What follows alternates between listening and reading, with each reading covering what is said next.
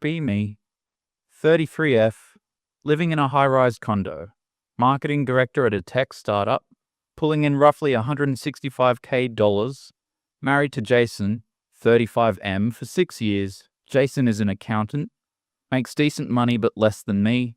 Always felt like this dynamic was the future. I wear the pants, I make the decisions, he supports my career. Jason is quiet, stoic, reliable, the kind of guy who fixes the sink without being asked and changes the oil in my car. I resent him for it sometimes. I interpret his stability as a lack of ambition. I interpret his silence as a lack of emotional intelligence. I constantly lecture him about emotional labor and how I carry the mental load of the household. He just nods, says, "You're right, babe," and does the dishes. I tell my girls at our weekly brunch that I'm training him to be a better ally. They laugh and call me a queen. We sip bottomless mimosas and complain. Flashback to about 18 months ago. Life is on cruise control. I'm 31, feeling the pressure but not admitting it. My Instagram feed is a war zone. Half my friends are posting girl boss, hustle culture cringe. The other half are posting baby bumps and gender reveals.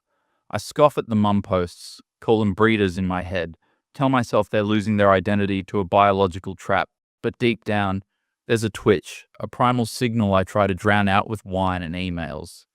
Jason brings it up on a Tuesday night. We're eating Thai takeout on the beige couch I spent 3 months selecting. "Have you thought any more about us?" he asks. I know exactly what he means. Us? We're fine, Jason. I mean, expanding us. A family. I put down my fork. Time to set boundaries. Jason, we've talked about this. The world is literally burning. Climate change, late-stage capitalism, bringing a life into this is an act of cruelty. He looks down at his pad thai. I know things are tough, but good people raise good kids. We could raise a good kid. He looks at me with these puppy dog eyes. I want to be a dad, Anna. I've always wanted it. And you'd be a great mom. Flattery. It works. My ego likes the idea of molding a human being, creating a mini-me who validates my worldview. Someone I can dress in slogan t-shirts. Okay, I say, sighing like it's a huge concession. We can try, but on my term. Anything, he says, beaming. I give him the list. I will not sacrifice my career. He takes 50% of the parental leave. No gendered toys, no patriarchal indoctrination. He agrees to everything immediately. It's pathetic how badly he wants this. 3 months of trying. It's mechanical. I track my ovulation on an app. Jason tries to make it romantic. I treat it like a scheduled meeting. Window is open, Jason. Let's go. He performs, but I can feel the disconnect. I don't care. I just want the positive result so I can move to the next phase of the project. November rolls around, miss my period, take the test before my 8 a.m. Zoom call, 2 pink lines. Stare at it in the bathroom mirror. Don't feel joy. Don't feel fear. Feel accomplished. My body did the thing it was supposed to do. Efficiency. I walk into the kitchen. Jason is making coffee. I toss the stick on the counter. It's positive. He freezes, looks at the stick, looks at me, tears instantly well up in his eyes. He drops the spoon, comes over and wraps me in a bear hug. He's shaking. Oh my God, he whispers into my hair. We're doing it. We're actually doing it. I stand there stiffly, pat his back awkwardly. Calm down. It's just a clump of cells right now. He flinches slightly. I ignore it. Pregnancy is easy for me physically. No morning sickness, just some fatigue. I wear it like a badge of honor. Post the announcement on LinkedIn at 12 weeks. Excited to announce I'm growing a new stakeholder for Q4. Hashtag working mum, hashtag women who do it all. Likes pour in, dopamine hit secured. Jason is obsessed. He buys books, he paints the nursery, neutral grey, per my instructions. He talks to my stomach. It's honestly annoying. He's projecting so much personality onto it already. Can't wait to meet you, buddy, he whispers at night. I correct him. Don't say buddy. We don't know what it is. Could be a girl or non-binary, he sighs. Right. Sorry. Can't wait to meet you, baby. Week 14. Doctor's appointment for the genetic screening. We're sitting in the sterile office, fluorescent lights buzzing. Doctor is a nice older woman. Everything looks perfect genetically. she says. Jason squeezes my hand. Do you want to know the sex? I pause. I've been visualizing a daughter, a fierce little girl I can name RBG or Lilith, someone to inherit my rage and my shoe collection, someone to prove that the future is female. Yes, I say. Doctor smiles. It's a boy. The room stops. I feel a cold bucket of water wash over me. Jason gasps. A boy? He chokes out. A son? He's crying again. Happy tears. I'm gonna have a son, he whispers. I pull my hand away from his. I feel sick. A boy. Another statistic. Another voice to interrupt women in meetings. Another potential CEO. My mind spirals. I see the future. Toy guns, rough housing, entitlement, toxic masculinity seeping into my home. I can't do it. I stare at the ultrasound screen. The blurry grey blob looks menacing now, hostile. Doctor is talking about percentiles. I don't hear a word. Anna? Jason asks. You okay? I stand up. I need air. Walk out of the office. Leave him there. Car ride home is silent. Jason is driving, glancing at me every 5 seconds. Babe, talk to me. You seem upset? Upset? I laugh. A harsh, jagged sound. I'm devastated, Jason. He frowns. Devastated? Because it's a boy? Anna, that's crazy. It's a healthy baby. It's not just a baby. It's a symbol. Do you know how hard it is to raise a decent man in this society? The system is designed to rot them. So we'll teach him, Jason says, gripping the wheel. We're good parents. We'll teach him respect. You don't get it, I snap. You can't fight biology and socialization. He'll have privilege. He will be everything I've spent my life fighting against. Jason pulls into the driveway, turns off the car, turns to me. Face is serious. Anna, listen to yourself. You're talking about our child like he's a problem. He's innocent. That's what everyone thinks at first, I mutter. Get out of the car. Slam the door. The next 2 weeks are a cold war. I withdraw completely. I stop reading the pregnancy books. I unfollow the mommy bloggers. I start doom-scrolling forums, read threads about boy moms being traitresses, read essays about how the male chromosome is a mutation. Jason tries to bridge the gap, brings me tea, tries to rub my feet. I recoil from his touch. I look at him and I see the enemy too. He's happy about having a son because he wants to replicate his mediocrity. He wants a little buddy to watch football with. It disgusts me. I go to brunch with the girls. Jessica, my best friend, listens to me vent. It's valid, she says, stabbing her eggs Benedict. Honestly, I don't know if I could do it. Raising a boy in 2025, it's basically ethical negligence. Right? I say, feeling validated. I feel like I'm betraying the cause. You have options, Jessica says quietly. She doesn't say the word. She doesn't have to. That night, Jason is in the nursery. He bought a baseball glove, a tiny leather baseball glove. He's sitting in the rocking chair, punching the pocket of the glove, smiling like a fool. I stand in the doorway. The rage boils over. Take that back, I say. He looks up, startled. What? The glove. Take it back. We aren't doing sports. We aren't doing that toxic competitive nonsense. He stands up, face hardening. It's a glove, Anna. It's catch. It's bonding. Why do you hate this so much? I don't hate it. I hate what it represents. I take a breath. Jason, I can't do this. Can't do what? I can't have this baby. I can't raise a son. Silence stretches out. He looks at me like I'm speaking a foreign language. You're joking. I'm not. I've made an appointment. He drops the glove. It hits the floor with a thud. You scheduled an abortion because of the gender? It's not just gender. It's compatibility. I don't think I could emotionally bond with this child, and I don't want to raise him feeling unwanted. Rationalization level 100. Jason's face goes red. Veins pop in his neck. Not a chance, he growls. First time I've ever heard him growl. It's not your body, I retort. My body, my choice. Remember? That's for medical reasons. That's for unwanted pregnancies. We wanted this. We planned this, he screams. An incoherent sound of rage kicks the rocking chair over. I flinch but stand my ground. See? I point at him. This violence. This is exactly what I'm talking about. You're proving my point. He stops, looks at me with pure horror. You are twisting everything, he whispers. You are sick. I'm pragmatic. If you do this, he says, voice shaking.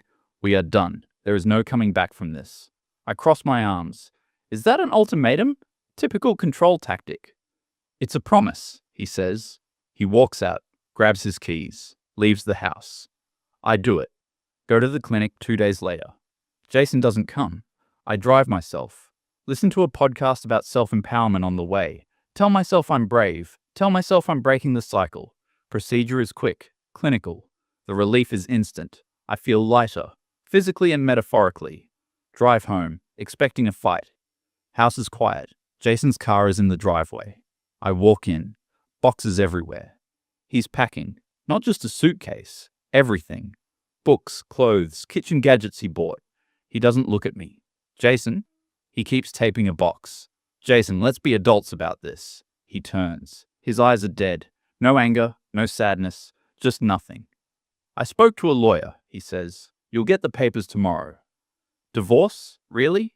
You're going to throw away 6 years of marriage over a fetus? It wasn't a fetus to me, he says. It was my son, and you took him from me. I exercised my rights, I yell, and now I'm exercising mine, he says. I have the right to leave a woman I despise. That word hits me. Despise, not hate. It means he looks down on me. He picks up the last box. Goodbye, Anna. Walks out the door. Doesn't slam it, just clicks it shut. I hear his car start. I hear him drive away. I stand in the hallway, alone, wait for the sadness. It doesn't come. I feel defiant. I don't need him. I don't need a man who values a hypothetical boy over his actual wife. I go to the fridge, open a bottle of expensive Chardonnay, pour a massive glass, sit on the floor amidst the dust bunnies where his books used to be. Cheers, I say to the empty room. The divorce. It drags on for 6 months. He is ruthless in his detachment. He doesn't fight for the money. He doesn't fight for the assets. He just wants out. I try to bait him during mediation, call him fragile, call him a misogynist. He ignores me. Literally looks through me like I'm glass. It drives me insane. I want a reaction. I want him to scream, but he gives me nothing. Judge grants the divorce. I keep the condo. I keep my Audi. I keep my 401k. I win everything on paper. Celebrate with the girls. Party at a club. Get drunk. Dance with some random 22-year-old. Feel powerful. Feel sexy. Go home alone at 3 a.m. Condo is silent. Ears ringing. Eat cold pizza over the sink. Tell myself this is the peak of existence. Year 1 post-divorce. Dating market is a nightmare. I'm 34 now. Update my profiles. CEO energy. Sapiosexual. No right-wingers. If you can't handle a strong woman, swipe left. Matches are lackluster. Date 1. Brad, 38. Software engineer. Nice guy, but boring. He mentions he wants kids. I lecture him on overpopulation. He doesn't call back. Date 2. Julian, 29. Artist.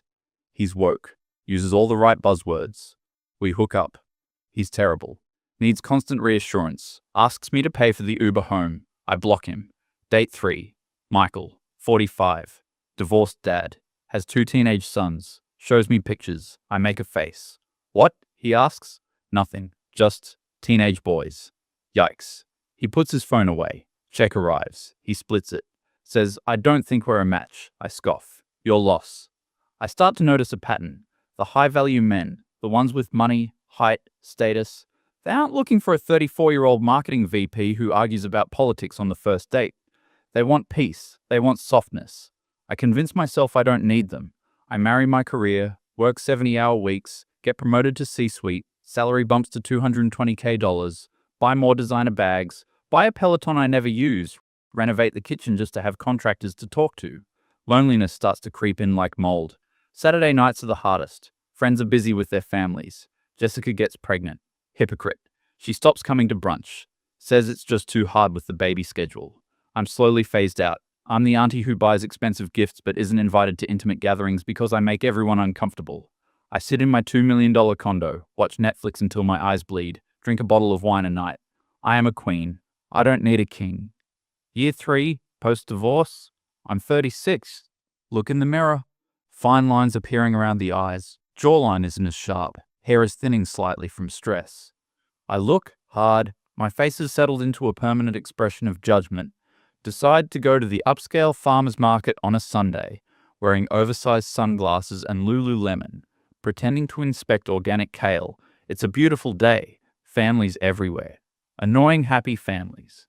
I see a man across the aisle, back is turned, broad shoulders, wearing a faded t-shirt and jeans. Something familiar about the stance. He turns around. It's Jason. My breath hitches. I haven't seen him in 3 years.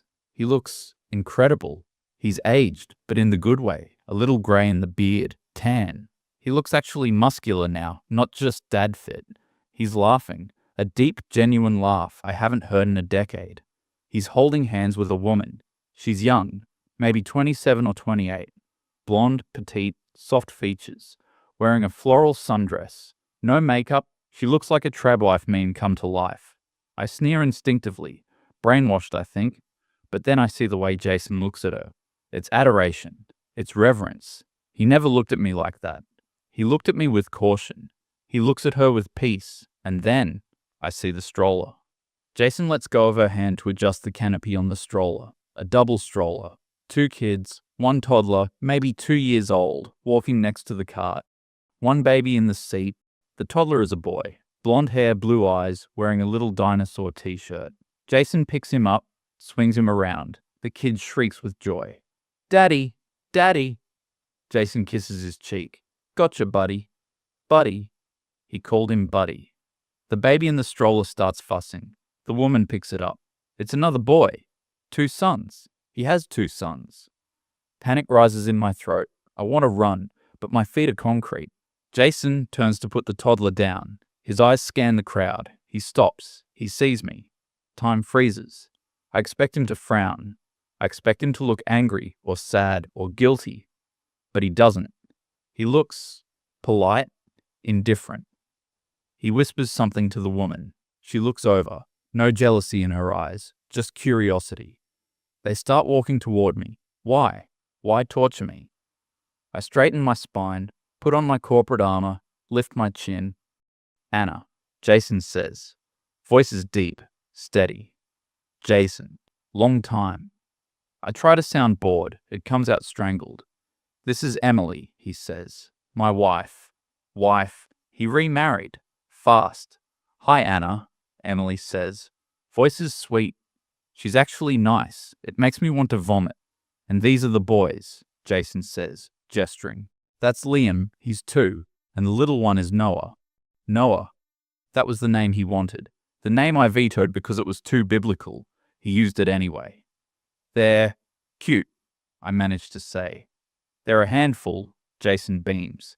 Liam is already trying to climb everything. Noah is an eating machine. It's chaos. I love it. He looks at me, really looks at me. You look successful, he says. It's not a compliment, it's an observation. I am, I say sharply. Just got promoted. C-suite now. Congrats, he says. He doesn't ask details, he doesn't care. Well, we gotta get going, he says. Nap time approaching. Good to see you, Anna. I hope you're happy. He says it sincerely. He hopes I'm happy. Because he is so full of happiness, he can afford to spare some for me. He's not bitter. He won the breakup. He won life. You too, I whisper. Watch them walk away. Jason puts his arm around Emily's waist. Liam runs ahead. Jason jogs to catch him, picks him up effortlessly. The image is perfect. Norman Rockwell painting. I look down at my cart.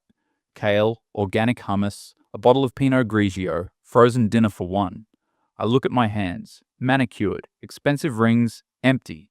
I feel a cracking sensation in my chest. I rush to my car, throw the groceries in the back, get in the driver's seat, slam the door. Silence. Absolute, hermetically sealed silence. The kind of silence I fought for. The kind of silence I demanded. It presses against my eardrums. I scream, a primal scream. Beat the steering wheel until my hands hurt. Tears explode out of me. Hot, ugly tears. Mascara running down my face, ruining the leather seats. I think about the boy I flushed away. He would be 3 now. He could have been Liam. Jason could have been holding my hand. We could have been a family, but I chose ideology over biology. I chose the cause over connection. I realized that nobody cares about my C-suite title. Nobody cares about my hot takes on Twitter. When I die, my legacy will be a PowerPoint presentation on a server somewhere. Jason's legacy is walking around in dinosaur t-shirts. He replaced me. Not just replaced, upgraded. He found someone who valued what he offered. and I am left with exactly what I asked for. Drive home in a blur, enter the condo. It smells like cleaning products and stale wine. Walk past the guest room, the door is closed. It's always closed. I open it, it's empty, just a Peloton and a yoga mat. I slide down the wall, curl into a ball on the floor, pull out my phone, open Instagram, search for him. Profile is public now. Bio. Husband, father to Liam and Noah, accountant. Photos, endless photos of joy. Annalie baking cookies, Jason teaching Liam to hold a plastic bat, family trips to the lake, captions like blessed and my world. I scroll back to 3 years ago. There are no photos of me. He deleted everything, scrubbed me from existence, like I was a glitch in the code. I check my own profile, photo of me holding a coffee cup. Grind never stops, 50 likes, photo of my shoes, retail therapy, 30 likes, photo of a protest sign, smash the patriarchy, 100 likes. It all looks so hollow, so performative, so fake. I throw the phone across the room, it hits the wall and cracks. I don't care, lie on the floor as the sun goes down. Room gets dark, I don't turn on the lights, I just lay there in the dark, listening to the hum of the refrigerator, the sound of a life perfectly optimized for loneliness. I whisper into the dark. I won, but it sounds like a question, and the silence that answers me is the loudest thing I've ever heard.